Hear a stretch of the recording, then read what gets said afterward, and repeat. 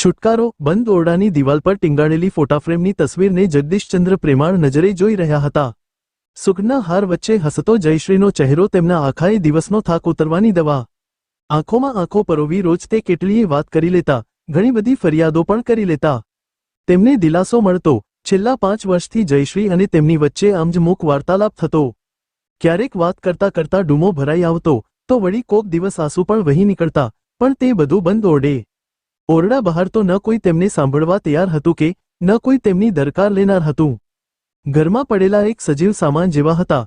કોણ જાણે કેમ આજે તેમનો જીવ અકળાતો હતો. વારંવાર તેમની નજર જયશ્રીના ફોટા પર જતી હતી. તેના શબ્દો સામે ફરિયાદ કરવાનું મન થતું હતું. છેલ્લા શ્વાસ લેતા તે બોલી હતી કે ચિંતા ન કરો, દીપેન અને તેની પત્ની દિશા તેમને સાચવી લેશે. શબ્દોની યાદોએ તેમની આંખે આંસુ ઉભરાઈ આવ્યા. ધીમે ધીમે શ્વાસ ઊંચો ચડવા લાગ્યો અને જાણે લાગણી ફેફસે જઈ અટકી હોય તેમ જોરથી ઉધરસ આવવા માંડી. તેમણે મોઢે કપડાનો ડૂચો દીધો. જો અવાજ ઓરડા બહાર જશે તો ફરી કેટલાય કડવા શબ્દો સાંભળવા પડશે. પણ જેમ જેમ રાત ખરી તેમ તેમ ઉધરસનો ઠસકારો શરૂ થયો. સતત ખાલી ઉધરસનો અવાજ રાતની નિર્વતાને ચીરતો આખા ઘરમાં ફરી વળ્યો. થોડી જ મિનિટોમાં ત્રાસ શરૂ. દીપેનનો કર્કશ અવાજ જગદીશચંદ્રના કાને પડ્યો અને હૃદયને દુભવતા બીજા કડવાંગ શબ્દો પણ. ખાંસીની સાથે લાગણીઓને દબાવતા તેમણે હાથવગી ઉધરસની દવા પી લીધી. કડવાંગ શબ્દો સાથે દવાનો એક ભાગ વધુ જગળી લીધો. ધીમે ધીમે ખાંસી થાળે પડી અને ફરી રાતની નિર્વતામાં તમારાનો ઝીણો અવાજ સંભાળી રહ્યો.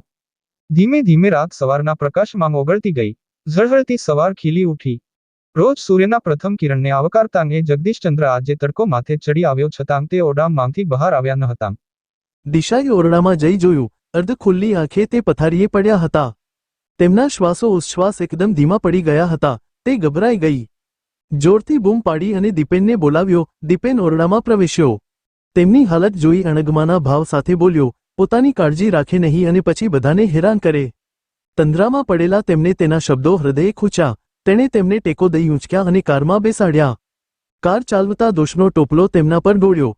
હંમેશની જેમ કડવા શબ્દો બોલવાનું શરૂ કર્યું. પપ્પાને શું ખબર નોકરી કરવી કેટલી અઘરી છે. જીવનમાં કંઈક બનવું જરૂરી છે. પોતે તો આખી જિંદગી નામો કરી જીવ્યા અને અણગમો વ્યક્ત કરતા ફરી શબ્દોનો વાર કરતા બોલ્યો, એમણે મારા માટે શું કર્યું?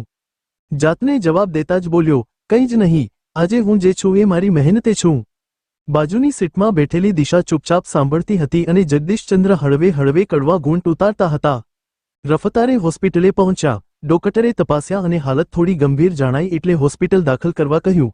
પણ દાખલની વાત દીપેનને ગમી નહીં. ના છૂટે કે તેને હોસ્પિટલમાં રોકાવવું પડી રહ્યું હતું. ફરજ બોજરૂપ લાગતી હતી. તે રૂમની બહાર બેન્ચ પર બેઠો મોબાઈલ પર મિત્રો સાથે વાતો કરતા કરતા અણગમો વ્યક્ત કરી રહ્યો હતો. ત્યાં તેને તેના બેંક મેનેજર સુધીર માણેક પોતાની તરફ આવતા દેખાયા. તે સડક ઊભો થઈ ગયો અને નવાઈ સાથે પૂછ્યું, સર, તમે અહીંયા? સુધીર માણેક બોલ્યા, હું રૂમ નંબર 12માં મારા મિત્ર જગદીશચંદ્રને મળવા આવ્યો છું.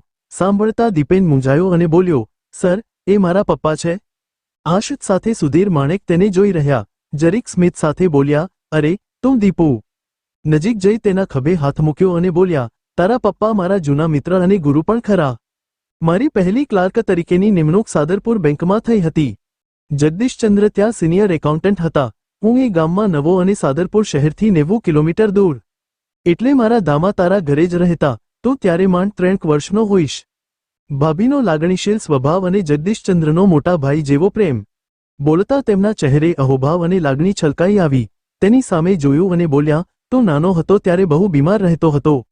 એક રાત તું ખૂબ બીમાર પડ્યો હતો. આખી રાત ઉધરસ અને ઊંડા શ્વાસ ભરતો હતો.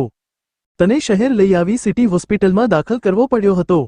4-5 દિવસ પછી તું બરાબર થયો. પણ ડોક્ટરે સ્પષ્ટ કહ્યું કે દરિયા કિનારાનું વાતાવરણ તારા માટે અનુકૂળ નથી. જગદીશચંદ્ર બદલી માટે ઘણા પ્રયત્નો કર્યા, પણ એ સમયે જલ્દી બદલી થાય એમ ન હતી અને તારી તબિયત અવારનવાર બગડતી રહેતી હતી. તેથી તેમણે એક મોટો નિર્ણય લઈ નોકરી છોડી દીધી. અમે ઘણા સમજાવ્યા, પણ તમને કહેલું, મારા દીકરા માટે હું નોકરી છું. મારા જીવનના બધા સુખ છોડી દઉં અને શહેરમાં આવ્યા. નાની કંપનીમાં નામું કરતા રહ્યા. તેમની આંખોમાં એક અલગ ભાવ તરી આવ્યો. એક ક્ષણ પછી ફરી બોલ્યા, અમારા વોટ્સઅપ મિત્ર ગ્રુપમાં જગદીશચંદ્રની નાતંદુરસ્ત તબિયતના સમાચાર આવ્યા એટલે હું તરત હોસ્પિટલ આવ્યો. અને તે રૂમમાં પ્રવેશ્યા. દીપેન જડ થઈ એક ક્ષણ ત્યાં ઊભો રહ્યો. તેનાથી બોલાયેલા કડવાંગ શબ્દો હવે તેને ઝેર જેવા લાગી રહ્યા હતા. હૈયું રડી ઉઠ્યું. તે ઉતાવળે રૂમમાં પ્રવેશ્યો. જગદીશચંદ્ર શ્વાસોચ્છ્વાસની રમતથી થાક્યા હતા. ધીમા ધીમા શ્વાસ લઈ રહ્યા હતા. થોડી મિનિટો પછી તેમણે આંખો ખોલી. દીપેનને હાશકારો થયો. માફીના શબ્દો મનમાં શોધી રહ્યો હતો. ત્યાં અચાનક છુટકારો મળતો હોય તેમ જગદીશચંદ્ર જોરથી ઉચ્છ્વાસ બહાર ફેંક્યો. આંખો બીડાઈ ગઈ. બીપ બીપ ના તીક્ષ્ણ અવાજ સાથે શરીર સાથે જોડેલા ઉપકરણો ઠપ થઈ ગયા. રૂમમાં સન્નાટો છવાઈ ગયો અને દીપેન સ્તબ્ધ થઈ જોઈ રહ્યો. પલ્લવી શેઠ. વાંચ્યા પછી આગળ મોકલવા જેવું લાગે તો જરૂર મોકલો. આ પોસ્ટ ગમી હોય તો લાઇક કરશો. દરરોજ નવી વાર્તા સાંભળવા માટે ચેનલને સબસ્ક્રાઇબ કરશો.